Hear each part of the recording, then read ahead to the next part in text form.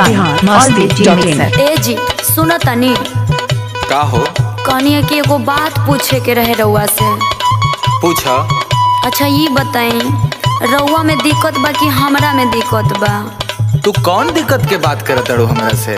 हाँ तो सुनी, नया रहे तकिया या नया रहे सोफा,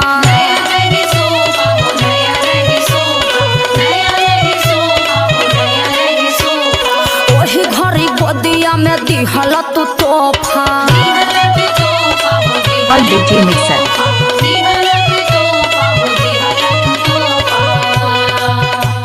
नया रहे तकिया या नया रहे सोफा, वही घड़ी गोदिया में दिहल तू तोहफा। अब काहे पलंग हिलत नइखे, अब काहे पलंग हिलत नइखे? रानी पहले वाला मजा मिलत नइखे।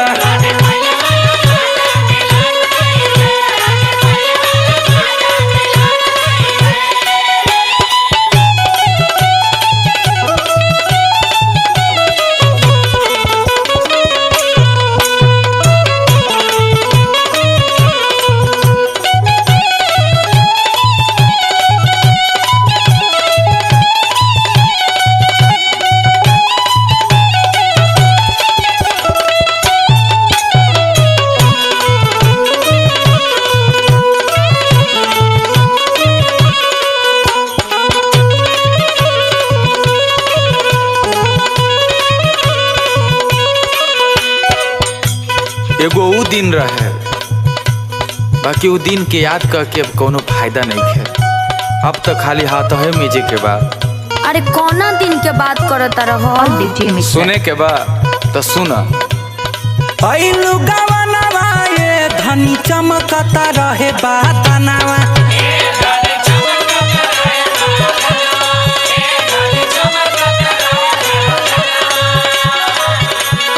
तोहरा पापा गल रहे ताहरा ईसा जनावा।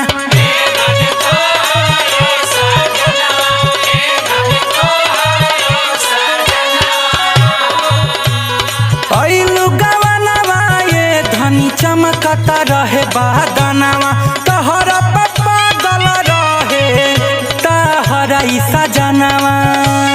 देह हमर गरइली लत नइखे, देह हमर गरइली लत नइखे। रानी पहले वाला मजा मिलत नइखे।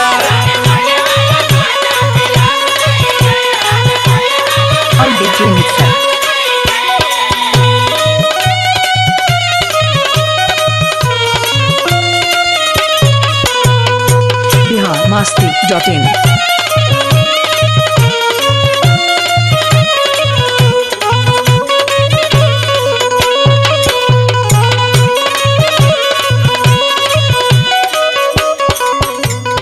अरे कौनो चीज बनौले से बनेला, बाकी तू बिगाड़ के रखले बाड़ू। एगो कहानियां सुन ले बड़ो? का हो?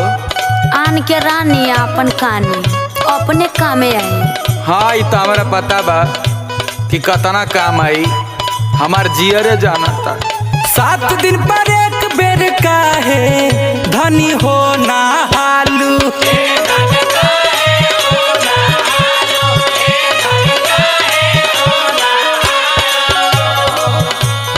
उड़ गई चेहरा के लाइट बुढ़िया बुझालू।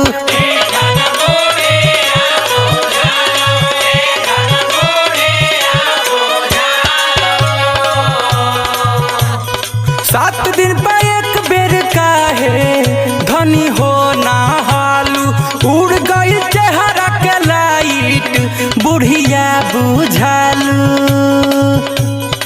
नहाओ। जाड़ लगे धूप भी खिलत नइखे, जाड़ लगे धूप भी खिलत नइखे। रानी पहले वाला मजा मिलत नइखे।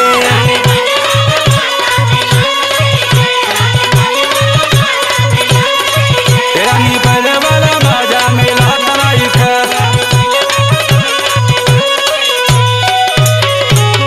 biharmasti.in